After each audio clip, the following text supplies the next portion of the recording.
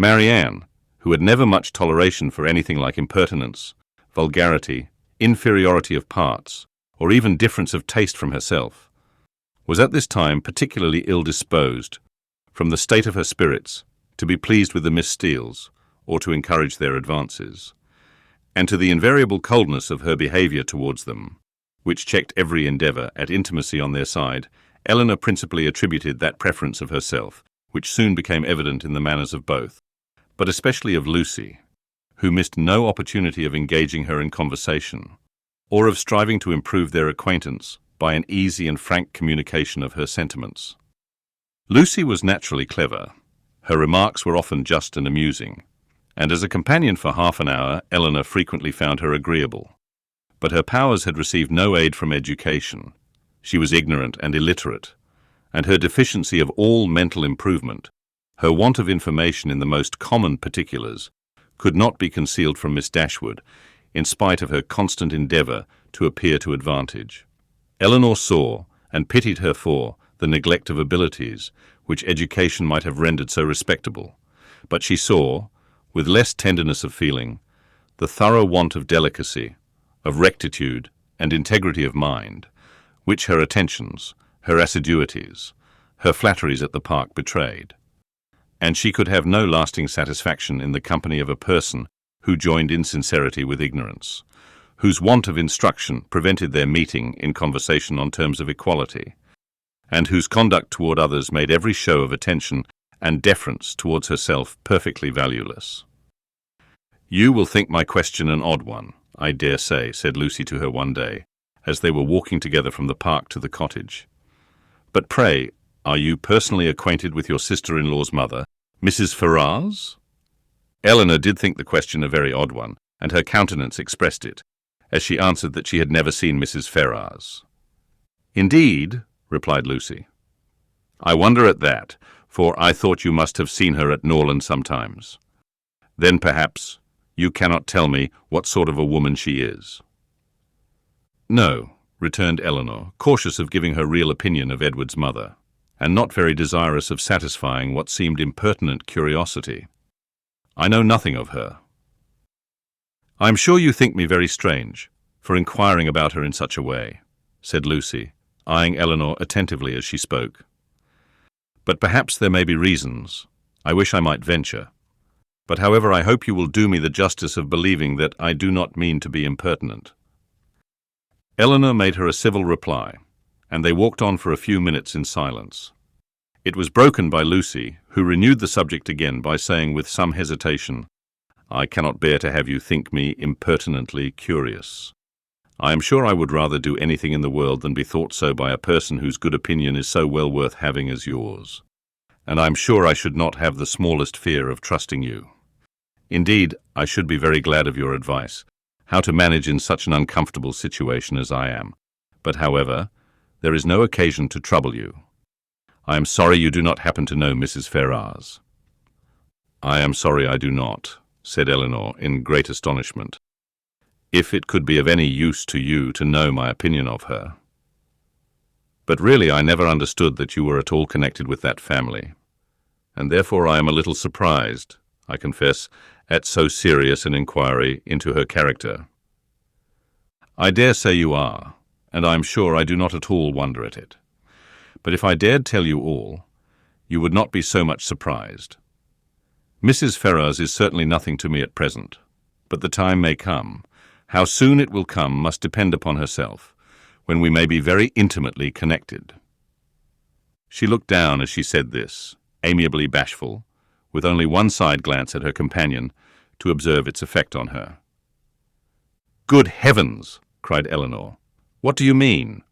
Are you acquainted with Mr. Robert Ferrars? Can you be?" And she did not feel much delighted with the idea of such a sister-in-law. "No," replied Lucy, "not to Mr. Robert Ferrars. I never saw him in my life. But," fixing her eyes upon Elinor, "to his eldest brother." What felt Elinor at that moment?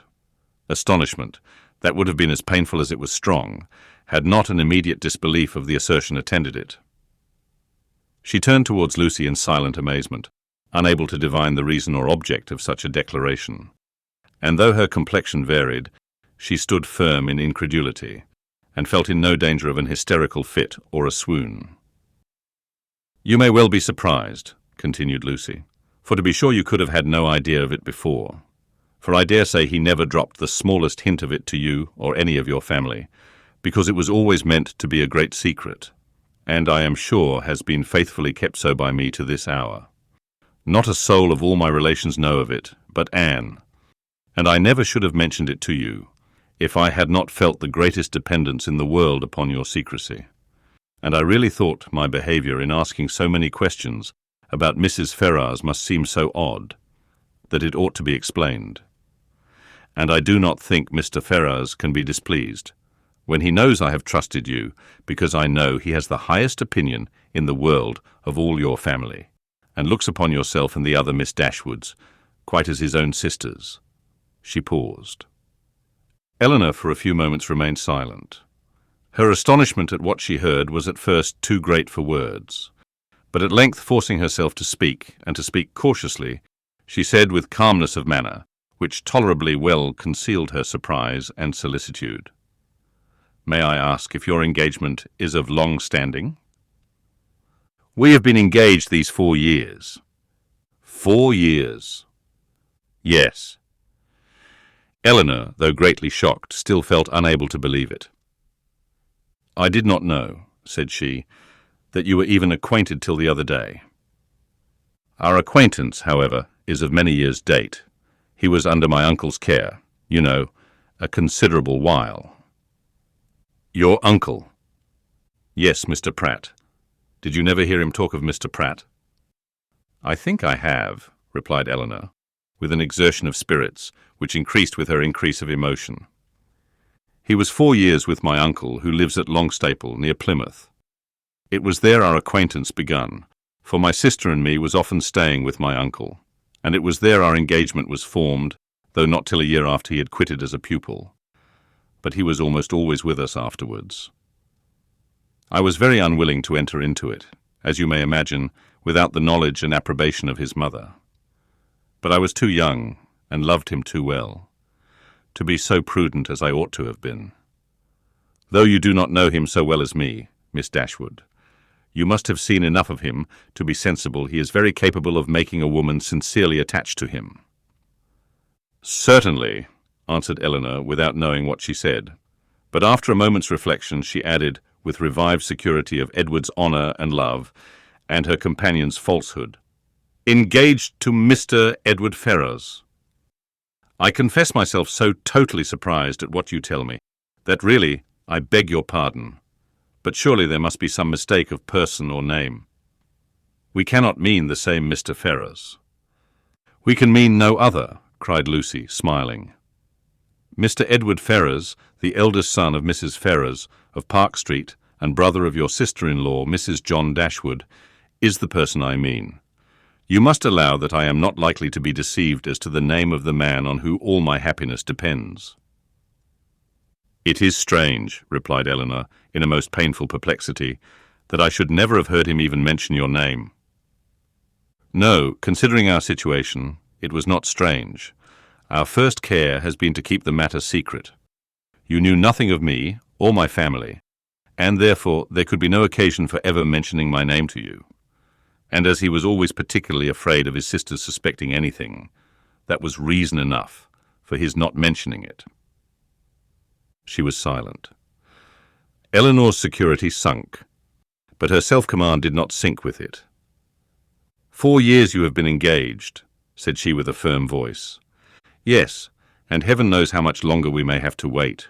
Poor Edward! It puts him quite out of heart." Then taking a small miniature from her pocket, she added, "To prevent the possibility of mistake, be so good as to look at this face. It does not do him justice, to be sure, but yet I think you cannot be deceived as to the person it was drew for. I have had it above these 3 years." She put it into her hands as she spoke, and when Elinor saw the painting, whatever other doubts her fear of a too hasty decision, or her wish of detecting falsehood might suffer to linger in her mind, she could have none of its being Edward's face. She returned it almost instantly, acknowledging the likeness. I have never been able, continued Lucy, to give him my picture in return, which I am very much vexed at, for he has been always so anxious to get it. But I am determined to set for it the very first opportunity. You are quite in the right, replied Elinor calmly. They then proceeded a few paces in silence. Lucy spoke first. I am sure, said she. I have no doubt in the world of your faithfully keeping this secret, because you must know of what importance it is to us, not to have it reach his mother, for she would never approve of it, I dare say. I shall have no fortune, and I fancy she is an exceeding proud woman. I certainly did not seek your confidence, said Elinor, but you do me no more than justice in imagining that I may be depended on. Your secret is safe with me, but pardon me if I express some surprise at so unnecessary a communication. You must at least have felt that my being acquainted with it could not add to its safety. As she said this, she looked earnestly at Lucy, hoping to discover something in her countenance. Perhaps the falsehood of the greatest part of what she had been saying. But Lucy's countenance suffered no change. I was afraid you would think I was taking a great liberty with you, said she, in telling you all this. I have not known you long, to be sure, personally at least, but I have known you and all your family by description a great while. And as soon as I saw you, I felt almost as if you was an old acquaintance. Besides, in the present case, I really thought some explanation was due to you after my making such particular inquiries about Edward's mother. And I am so unfortunate that I have not a creature whose advice I can ask. Anne is the only person that knows of it, and she has no judgment at all. Indeed, she does me a great deal more harm than good, for I am in constant fear of her betraying me. She does not know how to hold her tongue, as you must perceive, and I am sure I was in the greatest fright in the world t'other day, when Edward's name was mentioned by Sir John, lest she should out with it all. You can't think how much I go through in my mind from it altogether. I only wonder that I am alive after what I've suffered for Edward's sake these last 4 years, everything in such suspense and uncertainty, and seeing him so seldom, we can hardly meet above twice a year. I am sure I wonder my heart is not quite broke. Here she took out her handkerchief, but Elinor did not feel very compassionate.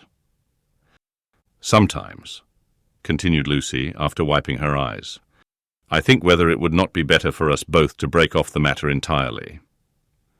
As she said this, she looked directly at her companion. But then at other times I have not resolution enough for it. I cannot bear the thoughts of making him so miserable, as I know the very mention of such a thing would do. And on my own account too, so dear as he is to me, I don't think I could be equal to it. What would you advise me to do in such a case, Miss Dashwood? What would you do yourself? Pardon me, replied Elinor, startled by the question, but I can give you no advice under such circumstances. Your own judgment must direct you. To be sure, continued Lucy, after a few minutes' silence on both sides, his mother must provide for him some time or other, but poor Edward is so cast down by it. Did you not think him dreadful low-spirited when he was at Barton? He was so miserable when he left us at Longstaple to go to you, that I was afraid you would think him quite ill. Did he come from your uncle's, then, when he visited us? Oh, yes. He had been staying a fortnight with us. Did you think he came directly from town? No, replied Elinor, most feelingly sensible of every fresh circumstance in favour of Lucy's veracity. I remember he told us that he had been staying a fortnight with some friends near Plymouth. She remembered, too, her own surprise at the time, at his mentioning nothing farther of those friends, at his total silence with respect even to their names. Did not you think him sadly out of spirits? Repeated Lucy. We did indeed, particularly so when he first arrived. I begged him to exert himself for fear you should suspect what was the matter, but it made him so melancholy, not being able to stay more than a fortnight with us, and seeing me so much affected. Poor fellow, I am afraid it is just the same with him now, for he writes in wretched spirits. I heard from him just before I left Exeter, taking a letter from her pocket and carelessly showing the direction to Elinor. You know his hand, I dare say, a charming one it is, but that is not written so well as usual. He was tired, I dare say, for he had just filled the sheet to me as full as possible, Elinor saw that it was his hand, and she could doubt no longer. This picture, she had allowed herself to believe, might have been accidentally obtained. It might not have been Edward's gift, but a correspondence between them by letter could subsist only under a positive engagement, could be authorized by nothing else. For a few moments she was almost overcome. Her heart sunk within her, and she could hardly stand. But exertion was indispensably necessary, and she struggled so resolutely against the oppression of her feelings that her success was speedy, and for the time complete. "Writing to each other," said Lucy, returning the letter into her pocket, "is the only comfort we have in such long separations. Yes, I have one other comfort in his picture, but poor Edward has not even that. If he had but my picture, he says he should be easy. I gave him a lock of my hair set in a ring when he was at Longstaple last, and that was some comfort to him, he said, but not equal to a picture. Perhaps you might notice the ring when you saw him?" "I did," said Elinor, with a composure of voice, under which was concealed an emotion and distress beyond anything she had ever felt before. She was mortified, shocked, confounded. Fortunately for her, they had now reached the cottage, and the conversation could be continued no farther. After sitting with them a few minutes, the Miss Steeles returned to the park, and Elinor was then at liberty to think and be wretched.